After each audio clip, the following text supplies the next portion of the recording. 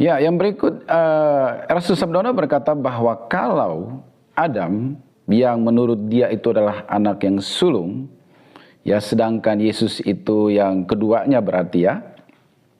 Kalau Adam sang sulung ini sukses atau anak sulung ini sukses, maka yang kedua atau anak kedua yaitu Yesus tidak perlu datang. Kalau Adam berhasil, dia jadi aitios. Dia anak tunggal Bapa yang sulung. Tetapi Adam gagal. Harus dihadirkan Adam kedua. Nah, mungkin ayat yang dia maksud itu adalah yang terdapat di dalam 1 Korintus 15 ayat 45 dan seterusnya, setidaknya sampai ayat 49. Kita akan cek di sana apakah benar pendapat pendeta Erastus Sabdono seperti itu. 1 Korintus 15 ayat 45 sampai 49. Saya bacakan, perhatikan baik-baik. Seperti ada tertulis, manusia pertama Adam menjadi makhluk yang hidup. Ini aja udah langsung gugur. Ya. Adam itu bukan sulung, dia disebut manusia pertama Adam. Dia ada menjadi makhluk yang hidup. Tidak disebut di sini bahwa dia dilahirkan sebagai anak yang sulung. Ya, gugur. Oke, lanjut kalimat berikutnya. Tetapi Adam yang akhir, yaitu Yesus, menjadi roh yang menghidupkan. Ya, tadi kita atau di video sebelumnya kita sudah baca Ibrani pasal 1, Yesus itu dari sorga, dibawa turun dari sorga. Karena dia adalah firman Allah yang menjadi daging, yang menjadi manusia. Sedangkan Adam ini diambil dari tanah, dari bumi ini untuk membangun sosok manusia. Memang Allah menghembusi nafas ke dalam dia sehingga dia menjadi makhluk yang hidup, bukan menjadi anak yang sulung. Ya.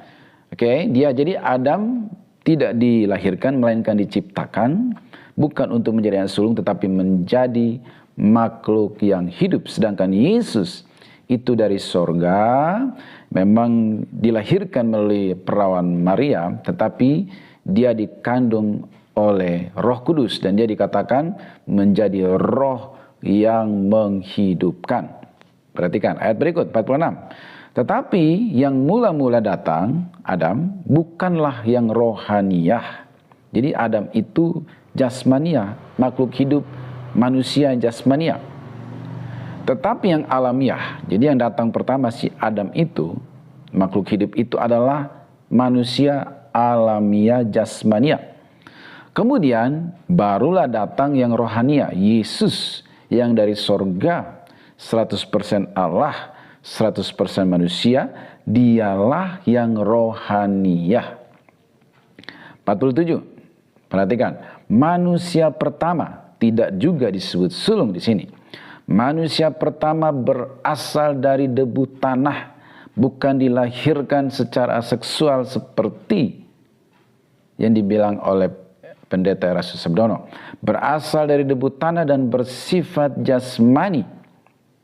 Sedangkan manusia kedua Yesus berasal dari sorga. Related dengan Ibrani 1 tadi yang mengatakan bahwa ketika Allah membawa anaknya dari sorga, firman-Nya menjadi manusia. Ya, oke.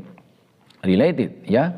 Manusia kedua yaitu Yesus berasal dari sorga. Jadi asalnya aja sudah beda. Adam berasal dari debu tanah. Yesus berasal dari sorga. Bagaimana mereka bisa disetarakan? Tidak bisa disetarakan. Tentang karya penebusan atau dalam konteks tertentu, Yesus memang disebut Adam yang akhir, tetapi itu tidak berarti segala-galanya menjadi sama seperti Adam yang pertama itu. Ya, ini Adam yang kedua berasal dari sorga, bersifat rohania. Sementara Adam yang pertama itu makhluk hidup bersifat alamiah jasmania. 48. Makhluk-makhluk alamiah sama dengan dia, Adam, manusia-manusia lain, sama dengan Adam yang berasal dari debu tanah, dan makhluk-makhluk surgawi sama dengan dia yang berasal dari sorga. Siapa yang dia maksud makhluk-makhluk surgawi? Yaitu orang-orang yang percaya, yang sudah ditebus, yang sudah dilahirkan kembali oleh Roh Kudus.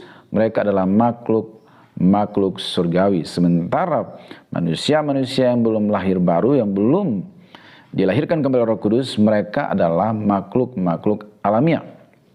49. Sama seperti kita telah memakai rupa dari yang alamiah, demikian pula kita akan memakai rupa dari yang surgawi. Jadi ketika seseorang lahir baru, ya, maka dia menjadi makhluk surgawi, anggota kekeluargaan kerajaan Allah. Kemudian ketika dia mati, memang tubuh jasmani yang ditanamkan, tetapi dia akan dibangkitkan kembali dengan tubuh yang baru, tubuh kemuliaan, memakai rupa dari yang surgawi. Jadi di sini sangat jelas perbedaan Adam yang pertama dengan Adam yang akhir, Adam pertama dengan Yesus. Ya, kemudian dalam cuplikan video itu Erastus Sabdono berkata bahwa kalau Adam akan mencapai keserupaan dan segambar dengan Allah, sukses, maka anak yang kedua yaitu Yesus tidak perlu datang. Ya, jadi artinya di sini mengindikasikan menurut dia berarti Adam itu waktu diciptakan dia belum serupa segambar dengan Allah, melainkan suatu proses menuju keserupaan dan segambar dengan Allah. Ya, dan juga dia katakan bahwa kalau Adam mencapai kemuliaan yang hilang atau menemukan kemuliaan Allah, ya, kemudian dia akan sukses. Ya, nah, apakah benar demikian bahwa Adam itu karena dia istilahkan lahir sehingga membutuhkan suatu proses pertumbuhan tertentu sampai menemukan kemuliaan Allah yang hilang dan kemudian menjadi serupa segambar dengan Allah? Tentu ini juga sangat bertentangan dengan firman Tuhan, karena Alkitab berkata dalam Kejadian pasal 1 ayat 26 dan 27, berkata bahwa berfirmanlah Allah, baiklah kita menjadikan manusia menurut gambar dan rupa kita, supaya mereka berkuasa atas ikan-ikan di laut dan burung-burung di udara dan atas ternak dan atas seluruh bumi dan atas segala binatang melata yang merayap di bumi. Maka Allah menciptakan manusia itu menurut gambarnya, menurut gambar Allah diciptakannya dia, laki-laki dan perempuan diciptakannya mereka. Jadi waktu diciptakan tuh sudah serupa segambar dengan Allah.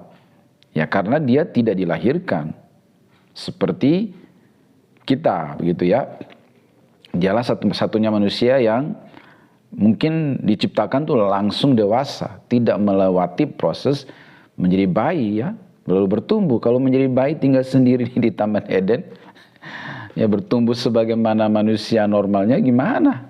Siapa yang pelihara dia, siapa yang kasih minum, siapa yang kasih menyusu, ya kan? Apakah dia harus merangkak sendiri begitu, lahir cari minum sendiri ke sungai Efrat dan lain sebagainya? Nggak masuk akal, ya. Ya, jadi Adam itu satu-satunya manusia dan Hawa tentunya yang diciptakan itu sudah langsung dewasa, dan menurut ayat yang kita baca tadi sudah langsung juga serupa segambar dengan Allah. Tidak dijelaskan ada proses waktu tertentu untuk mencapai serupa segambar dengan Allah. Ya, ini langsung, ya, diciptakan menurut gambar dan rupa Allah. Diciptakan menurut gambarnya, berarti langsung saat diciptakan serupa segambar dengan Allah, memiliki kualitas hidup Allah, pikiran-pikiran Allah, kehendak-kehendak Allah, ya, moralitas Allah, sifat-sifat ilahi. Sudah langsung waktu diciptakan. Ya, kemudian dikatakan bahwa menemukan kemuliaan yang hilang. Kemuliaan itu hilang setelah jatuh dalam dosa. Ya, Roma 3:23 mengatakan, ya, semua manusia telah berbuat dosa dan telah kehilangan kemuliaan Allah. Jadi kemuliaan Allah itu hilang setelah Adam dan Hawa jatuh dalam dosa, bukan saat diciptakan lalu bertumbuh mencapai kemuliaan.